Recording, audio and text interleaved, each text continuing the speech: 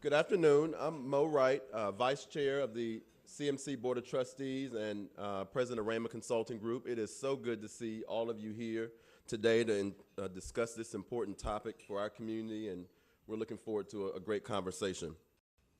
Today's forum, part of our series, Our Healthy Community, presented by CMC and Ohio Health, features an update on the important work of the Infant Mortality Taskforce. This forum is also supported today by the Columbus Dispatch, Nationwide Children's Hospital, and presented in partnership with Leadership Columbus and the March of Dimes. Help me thank these important sponsors and partners for today's program.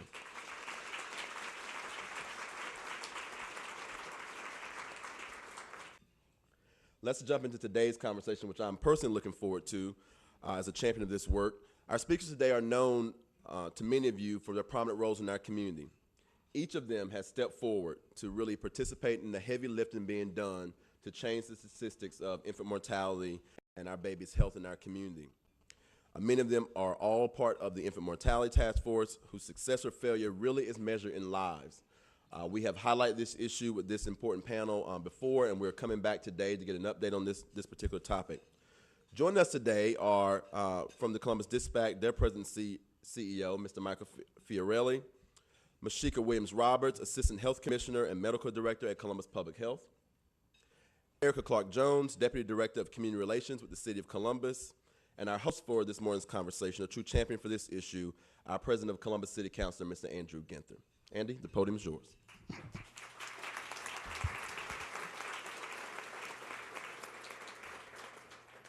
Good afternoon, and thank you, Mo and the Metropolitan Club, for having us back for an update on this important work.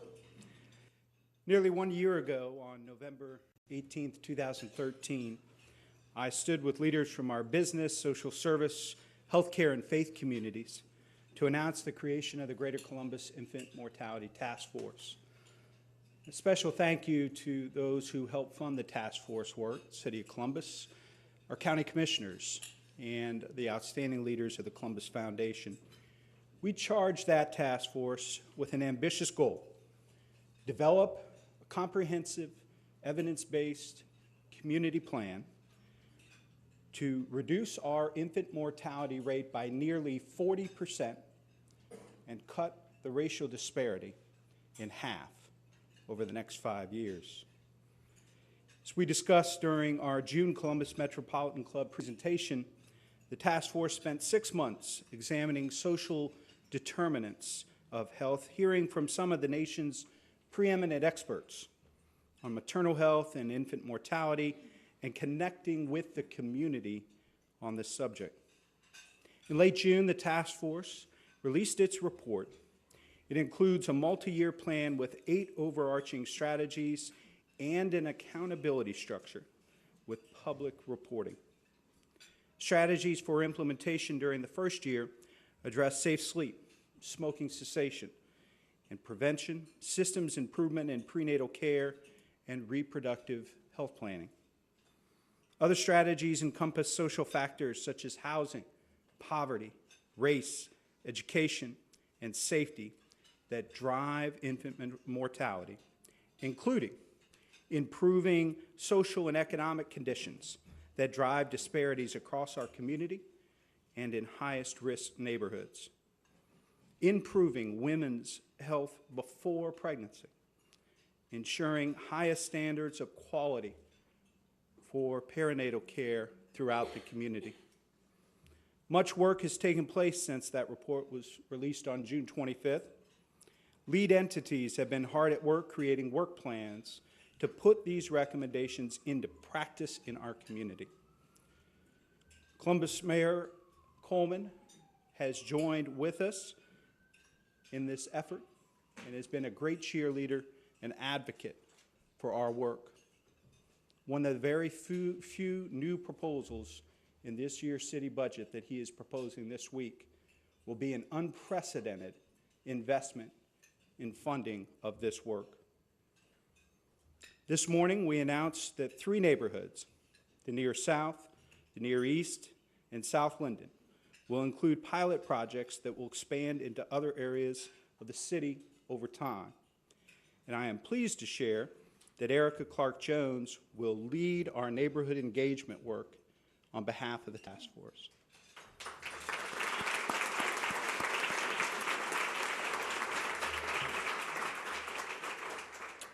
We are in search of a project director. And the reason I mention that here today is that project director might be in the room somewhere. And we are going to be casting a net widely to find an outstanding leader that will help us realize the bright futures that our youngest citizens deserve. I'm also excited to share with you that moving forward, this initiative will be called Celebrate One. And you can see our new logo on this end of the dais. We selected this new name to serve as a reminder of our goal.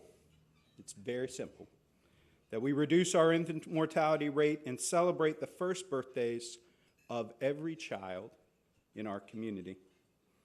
It's meant to invite everyone in our community because it takes all of us working together to meet our ambitious goals.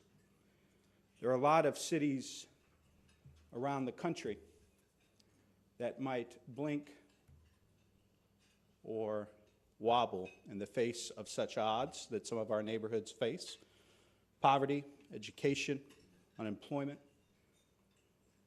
This is no ordinary city. And this city, with this outstanding leadership from the private, public, coming together in a way to drive the change that we seek to make for our families in this community. The candle, in addition to serving as a symbol of hope and celebration, also offers us an opportunity to remember and honor the babies we've lost. Joined today with some outstanding leaders, as Mo mentioned before, that have been part of this process throughout and are going to play critical roles for us collectively moving forward. So I'd like to start with Michael Fiorile and talk a little bit. Mike served as a co-chair for our task force work through the process with Donna James, and Mike is helping to co-chair the executive committee, which is a subset of the task force that will be helping to oversee and help hold us collectively accountable for the work and the recommendations and their implementation. So, Michael, why did you choose to get involved in this issue? And similarly, why should other business leaders get involved in this work? Thanks, Andy. Well, certainly a phone call from you is enough to get anybody started on anything. But this is, when we looked at the statistics in Central Ohio and quickly realized that Ohio ranks, in fact, among the worst states in the country for infant mortality, and Franklin County is among the worst states in the state of Ohio for infant mortality. And this community has accomplished so much over the years, just by means of example, tackling education as we are now. The fact that the city has grown as tremendously as it has in the last couple of decades, that this needle isn't moving and isn't improving was enough to certainly, obviously, to get you focused on it, Andy, but enough to get the business community focused on it as well. It's, you know, it's important to all of us. It's just not important to those poor families that lose a child, but it impacts all of us. What was the most shocking or eye-opening experience or story or subject for you during the task force process? So we, you know, in our business, we unfortunately report on many tragic stories from day to day. And as a father and as a grandfather and as a board member at Nationwide Children's, I can't imagine anything more tragic than the loss of a child. And we've had, through our work, the opportunity to meet some of these parents who have lost children. And what is even more moving, and you know, put yourself in the shoes of someone who's either losing a child in childbirth, or just prior to a full term, or immediately after, and sometime within that first year. What a loss that must be for a family. And those that are those infants that are born underweight and under term, if you will, underdeveloped, often go on to have other problems, low test scores, problems with joblessness. The families who are depressed over the losses also fall into the social health care services that all of us are responsible for as their lives develop. But to answer your question, to realize some of the easiest fixes for this infant mortality problem in this community are all very commonsensible.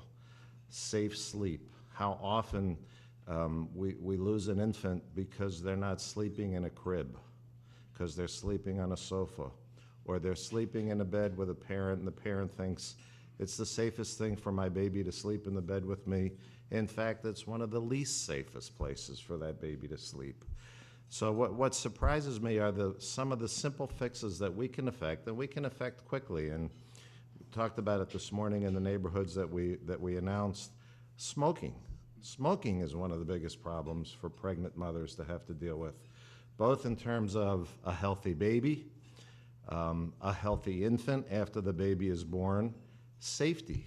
Fires come from smoking, and mothers that are tired and falling asleep. So these are issues that should be important to businesses, that are important to all of us, and that's some of the reason why you see the diverse organizations that have gotten involved. In addition to the Columbus Public Health Department as the lead entity, the city's Department of Development, Columbus Metropolitan Housing Authority, Central Ohio Hospital Council, Partners for Kids. There's lots of organizations involved in this. The organizations who represent the work taking place are targeting workforce development, are increasing enrollment in public and private health insurance coverages, are prioritizing simple things as vacant lot and property cleanup programs. All of these things go into this problem, which is, the problem is, it's like a mile wide and maybe 2 inches deep. Mothers leave hospitals with very clear instructions and are visited by a social worker within a month or two, and more often than not, a lot of those instructions are just not being followed. We had, through the course of our work over the last year, we had some great people working with the task force to set the goals. We heard from people from Los Angeles and Philadelphia and St. Louis and Virginia, and certainly New York, who have lowered the rates in their communities. And you hear these stories how a mother goes home with a pack and play, a porta-crib, and they're visited by a social worker inside of 2 months, and the crib is still in the box. So we've gotten the crib to them, we've gotten them home, we've instructed the mother what she needs to do, and we often don't follow up and make sure that that's what's being practiced. So the surprise to me is it's lots of very basic things that can help us move the needle and get Ohio off of the bottom of the list and get Franklin County off of the bottom of the list of counties in Ohio. Long answer to your question. Great. Thank you. Erika, how, in some respects, as we learned through this process, you may very well end up having the most difficult job of all of us involved. A lot of clinicians and medical experts with us several times that if this was a healthcare issue or problem, it would have been solved a long time ago. This is about driving change at the neighborhood level, engaging neighborhood and community leaders. How do you go about doing that in these 3 pilot areas, but in other neighborhoods throughout the city in this first year? Sure. Thank you for the question. I should say first that we have learned a lot through our initiative on the South Side. There's an Ohio Equity Institute that we worked with Dr. Art James, and we've been working on the South Side for the last 13 months, and we have learned a lot. We have engaged all types of residents. We've engaged mothers who have lost children. We've engaged faith-based leaders. We've engaged community leaders, business owners, educators, teenagers. And what we learned from them is if you want long-lasting change, change that's going to be sustainable over time, they have to be a part of the solution. They have to be a part of our recommendations. They are the ones that will help drive the strategies, because ultimately, they're the ones that are going to practice them every day. We can help if they say we need a connection from the time that we get home from the hospital, or mothers do, from the time they get home to the hospital until the child's first birthday. What is it that's missing? Where are the gaps? We want to hear that from them. If there's an issue with getting connected to prenatal care, we need to hear what that is. We know there are transportation issues in our neighborhood that we have to overcome. We also know safe housing is an issue that we'll have to overcome. Perceptions of public safety and public safety in our neighborhood is something we have to address. The mayor has committed, President Ginther has committed, that we will align resources within our departments to make sure that we have an impact, not just in the 3 pilot areas that we're starting with, but over the course of the initiative, the 8 hotspots throughout Columbus. Thank you, Erika. Mysheika, you have been involved probably since the very beginning, and certainly during the implementation process at Public Health and with the Ohio Better Birth Outcomes Collaborative. What are the major healthcare recommendations that are already moving forward? We mentioned the lead entities earlier. Those entities, the lead entities, have already convened groups working in these areas. What are we already seeing coming out of that work? Well, thank you. That's a great question. Yes, you're right. I have been involved with this for many years, trying to see some improvement in our community, but most recently with the initiative of the task force that you helped kickstart. So I appreciate that. Few things. So as you mentioned, at Public Health, we've made some progress already. One which hopefully many of you have heard or seen are our PSAs and our media campaign around safe sleep and the ABCs of safe sleep. As simple as that is, we've already mentioned that safe sleep is a major factor in babies dying before their first birthday. So we feel very good about that progress we've made. Along with safe sleep, we know that individuals often don't have a place to put their baby down that is safe. So we've been fortunate that we have a Cribs for Kids program that is new. We have access to 530 pack and plays, which we can distribute to families or mothers in need who have a baby or are 36 weeks pregnant or later in their pregnancy and need a safe place to sleep their baby. And not only do we give them the crib, we help them set it up, and we provide them with the ABCs of safe sleep and some education around safe sleep. In just the 4 months since this program has been initiated, we've given out 70 pack and plays. And we're not doing it alone. We're partnering with others in the community to make sure there's a broad reach and every woman who's in need can get a pack and play. So those are just a few things we've done at Columbus Public Health. In addition to that, you mentioned OBO, and I'm sure many of you in the room are not familiar with OBO. OBO is the Ohio Better Birth Outcome, and it's really it's bringing all the 4 hospitals together, along with Columbus Public Health and Columbus Neighborhood Health Centers, which is the largest federally qualified health center here in Franklin County. So the chief medical officers of those 6 agencies have gotten together, and we've been tasked, as a result of the recommendations of the task force, to improve care in our community around pregnant women. And we've been meeting now for at least 6 months, and we've made some progress. I was actually on a conference call this morning, and something as simple as how can we reduce the barriers to care for women who need prenatal care. Currently, in many of our clinics, women need a pregnancy test. They need proof of pregnancy in order to get prenatal care.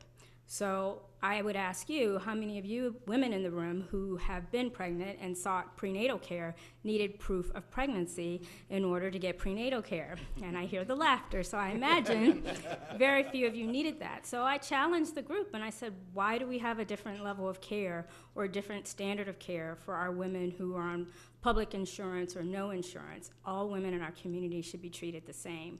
So we're making some progress, slowly but surely. We're trying to actually coordinate prenatal care and make sure there's a central point of access that women can call or be seen if they need prenatal care. So progress is being made. It's a good feeling to see work moving forward. Thank you. Thank you. Michael and Mysheika, you've talked a little bit about the lead entities for this work. Michael, I'd be interested in your thoughts about why it was so important to you and other members of the task force that there's a diverse group of both lead entities, but also coalitions with each of the strategies. Why it was so important to you to make sure that this was kind of owned collectively by the community as opposed by just government or the health systems? So if you think about this community that we live in, we're all competitive. We watch what goes on up on campus every weekend in the fall, and we're about winning, certainly. And I think once this problem was identified, business leaders, church leaders, social organizations, community organizations all realized being last is not where we need to be. So that was a start. In addition to which, if you think about what happens when we lose an infant, set aside the mental anguish that a family goes through. Somebody now perhaps is not able to come to work for a few days. An employer finds themselves in the position of not knowing what's happening and what's going on. That causes a problem for that employer with their employee base. That causes problems for other people in the workplace. So for businesses, it was very easy to get involved to help eradicate this. And if you understand the costs associated with infant mortality, it's easy to understand why it interests such a broad base of interest. Aside from the tragedy, it's an expensive problem that the rest of the community is paying for. Thank you for that. Erika, Near South, Near East has probably seen some signs, work that's already going on in those neighborhoods.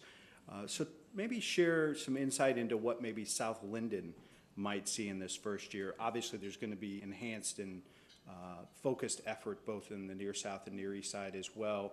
But South Linden, this might be some of the first time some of the neighborhood and community leaders have seen this type of intensive effort with this pilot. Sure. What should they be looking for, and what should we be looking for in this first year? That's great. Thanks for the question. So before I answer the question about South Linden, I want to just touch on the Near South and the Near East. So on the South side, we will be building upon the foundations that we've laid through the Southern Gateway Initiative and the Ohio Equity Institute and the Southside Network for Healthy Families and Babies. On the Near East side, we are thrilled to be able to work with the PACT and utilizing that partnership to accelerate investments and improvements. In Linden, we have to start with what the community has to offer. And one of our first tasks is to rebuild the community infrastructure. We'll have to foster resident engagement and all the things that will be necessary to make long-term improvements. We know we have an assessment. We have a neighborhood assessment of opportunities available in the area in terms of capital investment, but housing, restructuring our vacant and abandoned lot program there in Linden to help build community trust and cohesiveness.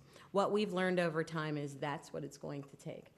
So you can expect to see boots on the ground, experts that know the neighborhood, engagement with all aspects of the community, including our faith-based communities, not just the civic associations, but door-to-door residential contact, bringing people in to talk about their experiences. The one thing we have learned, it doesn't matter what neighborhood we go into. It could be Franklinton, Hilltop, Morse Road 161. Every mother who's lost a child has a story, and they want to tell that story. And we know those ladies are in South Linden because we've seen the data and the statistics. So we want to bring them into the conversation. Very powerful stories that I know made an impact with me and other members of the task force as we went through the process and had the opportunity to hear some of those stories. Mysheika, you talked a little bit about some of the changes and work that's being done by some of the other lead entities. What kind of changes in movement are you seeing, particularly amongst the healthcare systems and the work of the healthcare professionals that are involved and have a stake in this work? So we've started to see some change already. As I mentioned, the OBO group, bringing that group together and really starting to provide some standardized care so that a woman who seeks care at an OSU facility is getting the same level of care as a woman who seeks care at either an Ohio Health facility or Mount Carmel facility, one of our federally qualified health centers, and has access to the care as well. So just getting everyone around the room and learning best practices from their institution and sharing them with others. That centralized intake process is going to be critical for our community. It will be a resource for women. And we're moving forward to make sure that will be accessible to all women in our community. So a lot of movement, a lot of momentum, and a lot of good energy. And I know we've said it over and over again that if this problem could just be solved by healthcare, we would have solved it a long time ago. But I also think it's not just having the healthcare facilities in our community like we've had for so many years, but actually having them work together on this issue, which is our babies and making sure they're able to celebrate their first birthday. Erika, I know that the mayor and I heard from Michael and Donna and other folks on the executive committee and the task force about why it was so important with these initial pilot neighborhoods, not just to choose neighborhoods that might already have established networks and assets to leverage, or work that was already being done that you had mentioned on the Near South and Near East, but also why it was so important for a neighborhood who might have less of that foundation already in place and built. Why is it important as you think about this 5-year initiative and the work ahead of us? Why was it important to work with 2 different types of neighborhoods at different places in this work? Sure. And actually with the 3, no neighborhood is the same. We all know that. And with the 3 neighborhoods, we see this as an opportunity to learn lessons. There, of the 8 hotspot areas, including Morse 161 area, South Linden, Northeast, Hilltop, Franklinton, Near South Side, Southeast, and the King Lincoln Bronzeville area, they each have different characteristics and different strengths. Starting in South Linden, we have a lot to learn. And I think what we learned from South Linden will be transferable to other neighborhoods in similar conditions. And that's really what we're hoping to gain from South Linden. We also have a chance, quite frankly, we can try all different kinds of things. We can be innovative in these communities with a lower risk and hoping for a high return on investment there. But quite frankly, Southside and Pact, they are unique neighborhoods and have so many resources going for them. We hope to be able to learn from there as well to implement those strategies over the next 3 to 5 years in the other neighborhoods. So it will be a learning process for us and the neighbors. Now, I would like to mention one thing that I forgot to bring up, and it's a way to engage the community. In January, we are hosting a workshop. And that workshop will be for leaders, stakeholders, residents from all of the areas, what we consider zones of our greatest concerns, to come, to learn about the issue, to learn about the opportunities, to learn how to be engaged, but then to hear from them and get from them the seeds of what we're going to be working with in the infrastructure that's already in place. so that we can build our strategies from there. It's a great point. I'm glad you reminded us of that. The mayor and I wanted to be very clear that although we were starting in these 3 pilot neighborhoods, all 8 neighborhoods where we had a disproportionate amount of infant deaths would be engaged. We'd be working on building capacity, and they're going to see the same sort of work around safe sleep, smoking cessation. That'll be a community-wide effort. The boots on the ground and the direct organizing and the door-to-door will be more focused in the first year in these pilot neighborhoods. So I appreciate you mentioning that. Sure. I have one more question for Michael, but I think we're at the point in our program where I invite folks to come forward to the microphone if you have a question for the panel here today. And we will take questions, I think, for 15 minutes. So start making your way there if you could. I'll ask Michael one more question as folks make their way there.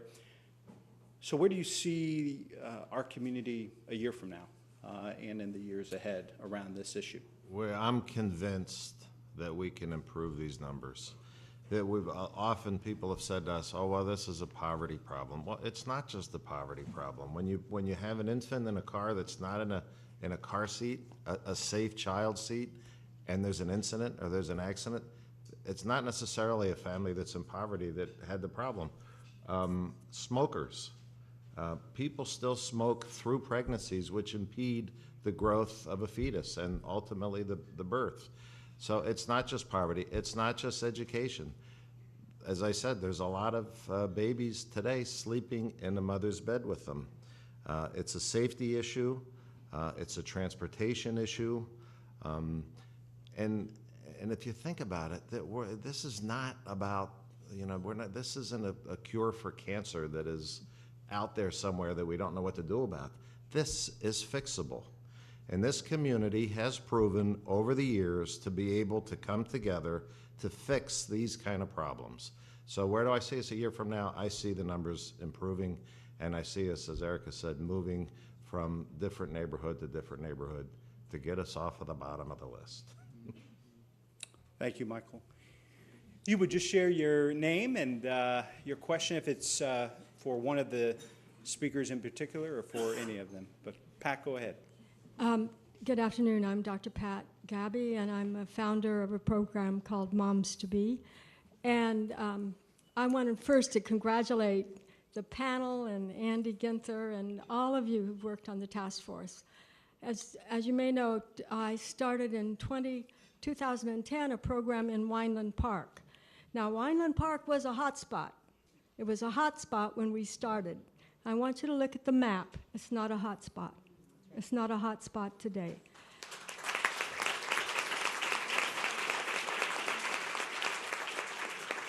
And it's not just Moms to Be. It's the campus partners. It's the Wineland Park Collaborative. It's the Wineland Park Community Organization. And then I have to put a plug in for our program. We're part of it. But I wanted to ask you if you're looking at Wineland Park as a model for the economic renovation, the housing renovation, the healthcare renovation, to getting kids ready for school. So, I mean, it's a model right here in our own community. And just to cap it off, the Annie E. Casey Foundation looked at Wineland Park 3 years ago, and it said it's a model. And we're one of 3 areas across America chosen to be that model. Now, we need work, and we need to develop more, but it's a great model to start with. Thank you. Thank you, Dr. Gabby. Erika, what can we learn from Wineland Park and what's happened there? Well, so the interesting thing is we looked at Wineland Park as a model for the Southern Gateway Initiative on how to improve the quality of life there. And essentially, if you improve the quality of life for families, you're going to have an impact on the infant mortality rate. So the simple answer is yes. We'll look to Wineland Park as a model for the infant mortality work as well, and I want to congratulate you on moving the needle on this indicator there. Michael, Mysheika, anything you'd like to add to that? I wouldn't want us to finish today, Andy, without acknowledging you're getting this community focused on this problem. A year from now, knowing you will still have us focused on this problem. So thanks to you, we're where we are today.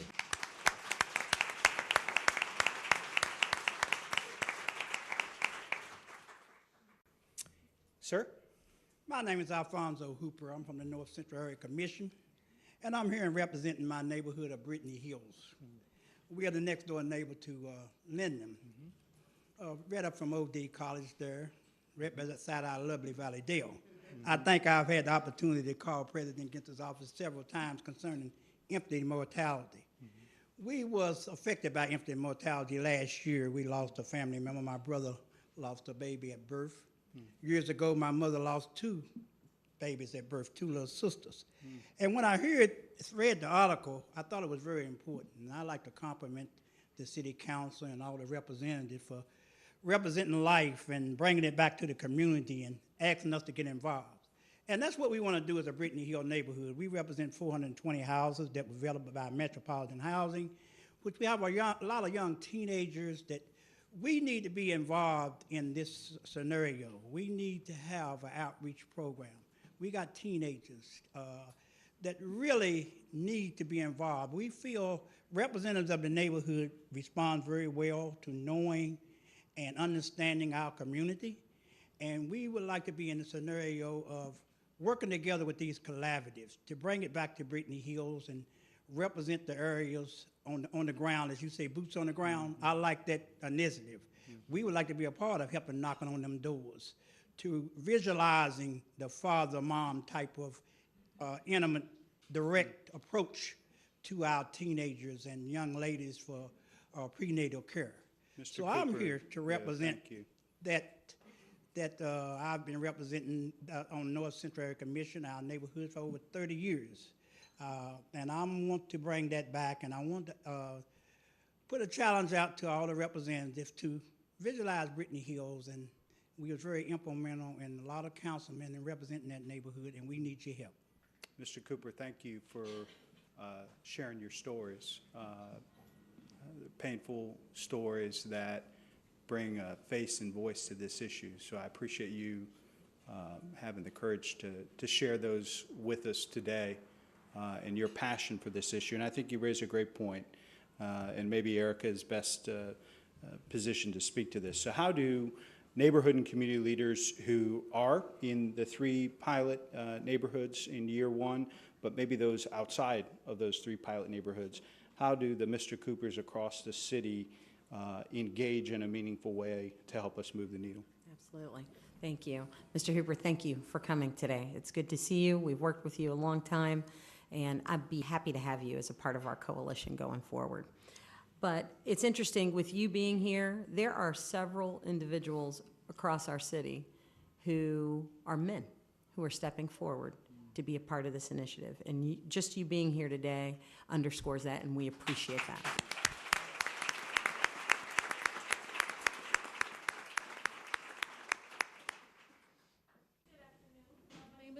Meadows. I serve as the County Extension Director for OSU Extension.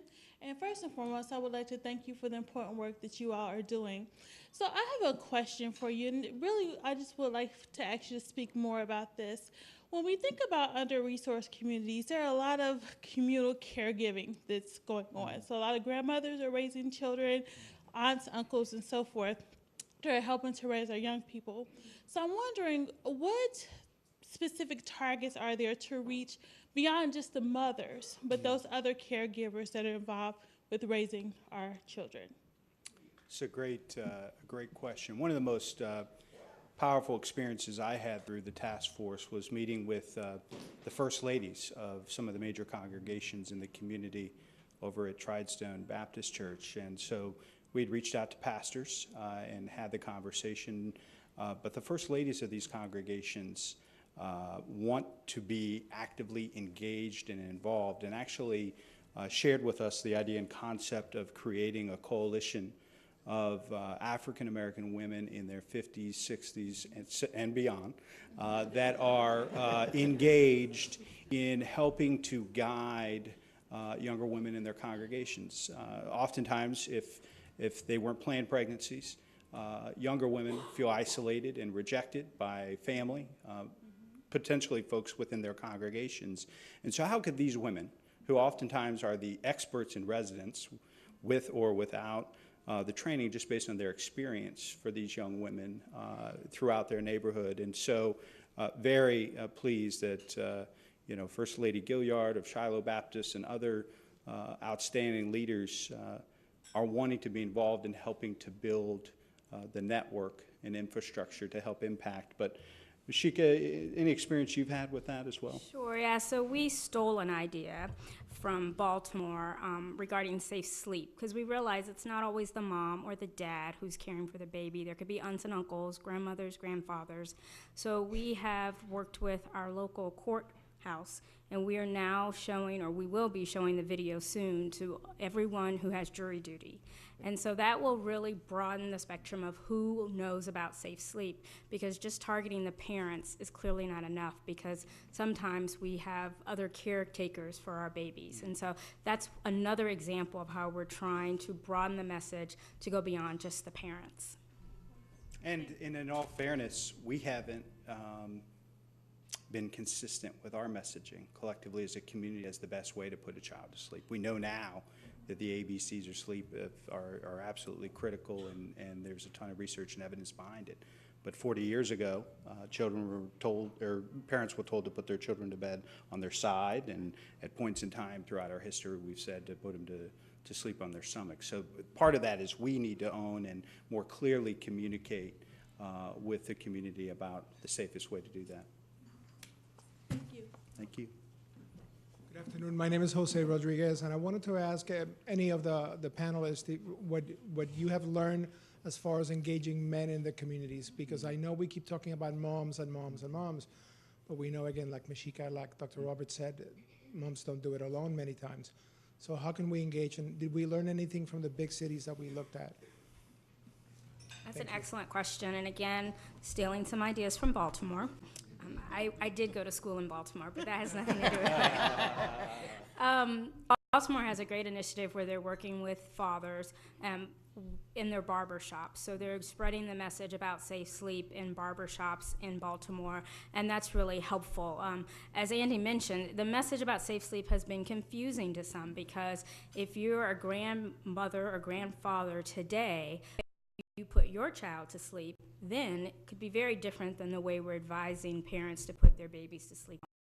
And so that's why we really want to get the message across to everyone. When we go into the homes to provide home visiting to our new moms or to provide them with their pack and play, we ask the moms to have everyone there who could be caring for the baby, so that not only the mom, but the dad, the aunt, the grandfather, whoever might be caring for the baby, hears the same message, which should be a very consistent message about safe sleep. So to your point, Jose, yes, that has been a very effective initiative in Baltimore, and I do believe we have plans to replicate that here as well. Michael, Erika, anything else on that question? Okay. Yes, sir. Hi, Jason Como with Mount Carmel Health System. I just want to follow everyone's comments as well, and really thank Council President Ginther and the task force and others for bringing forward such an important issue, and one that those of us in the provider community and the healthcare community have certainly had front and center for quite some time. I'm blessed to be joined by some members of Mount Carmel's Welcome Home program. It's a program that was featured in the series in the dispatch and the packets that are at your tables, that delivers 1,300 home visits each year to moms that deliver at any of our birthing hospitals, Mount Carmel East, West, or St. Anne's, and on top of that, 700 phone calls just from moms with questions. And the thing that I take from this and the work that all of the systems and healthcare providers and public health have been doing is what was noted, that this is beyond just a healthcare problem. And the question that I have for you, it's a succinct one, but it's a big one. How do we keep the momentum that's been started this past year, and not just 1 year forward, not just beyond these pilot projects, but so that we can have a substantial change within Central Ohio? How can we do that? Great question. So we've spent better part of a year getting organized on what best practices are around the country. That same year, identifying the problem in this community, focusing on the neighborhoods we need to focus on. We've put together a roadmap, if you will, or a list of priorities. We're in the process of hiring a full-time director, and the executive committee of the task force, including our co-chair, Donna James, who's out of town today, otherwise she'd be here. We're going to meet regularly, at a minimum quarterly, to review the rollout of these programs and to gauge success and failures to make the changes that we need to make. So our work is, we're just kind of getting started, really. And I think if I could add something, I also believe there's a report card, an annual report card, that the executive committee or the task force will be responsible for sharing with the community annually. And I would hope that we don't lose sight of the stories, that the dispatch will continue to cover this issue and the progress that we're making, and pinpoint some of examples of some of the work that we're all doing collectively in this community to improve the lives of our babies. Andy, you could have just given me the high sign. That this was over. You didn't need to, One more. I'll give Erika a chance to wrap up her thoughts, and we'll take Or our the final only thing question. I was going to mention, the report card that Mysheika is referencing, not only will it be a citywide report card, we'll have a report card for each neighborhood. So we'll be able to see where we're making a difference and be able to measure the impact of the strategies that we'll be employing. Thank you. Our final question? Thank you. I'm Amy Claiborne with Homeport, and thank you so much for focusing on this very important issue.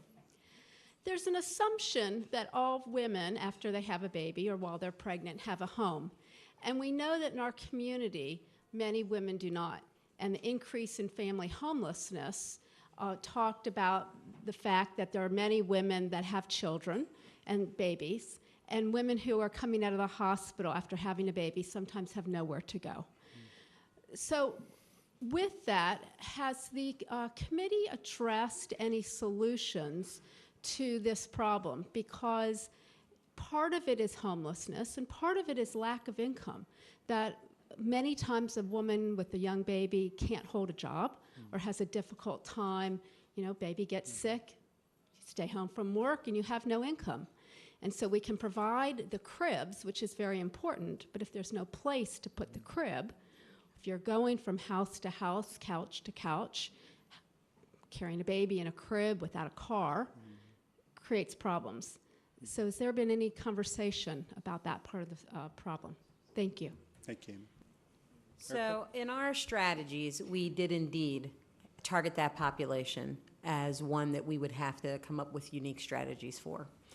It does fall under our #1 recommendation about improving social and economic conditions that drive disparities.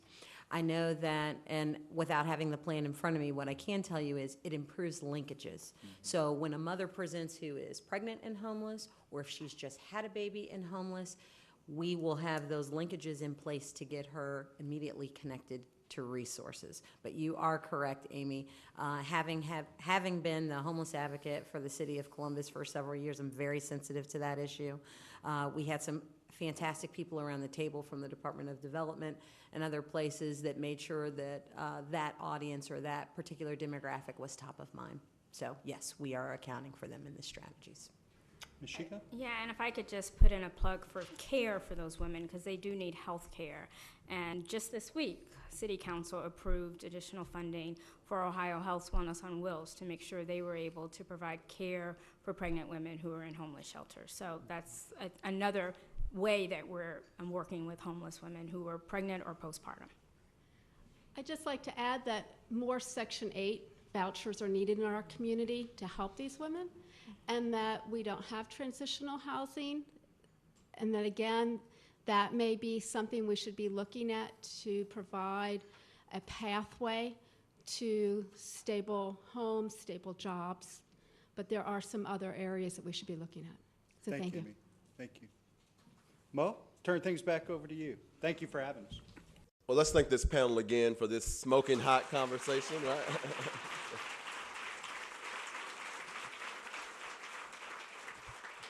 We hope that you enjoyed today's forum. You are encouraged that we can go back to our communities and our babies, born and unborn, and tell them that help is on the way. On behalf of the Columbus Metropolitan Club, we thank you for being here. Just know you can always watch our forums on a number of ways through CTV Columbus Television, on WOSU, and all PBS affiliates throughout the state of Ohio, through the Ohio channel, and anytime on CMC's website via YouTube.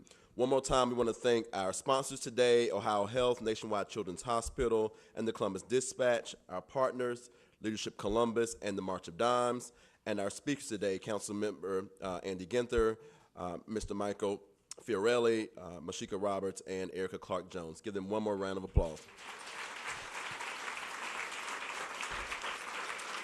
And we thank all of you for being here. We look forward to seeing you next week or a future week at CMC.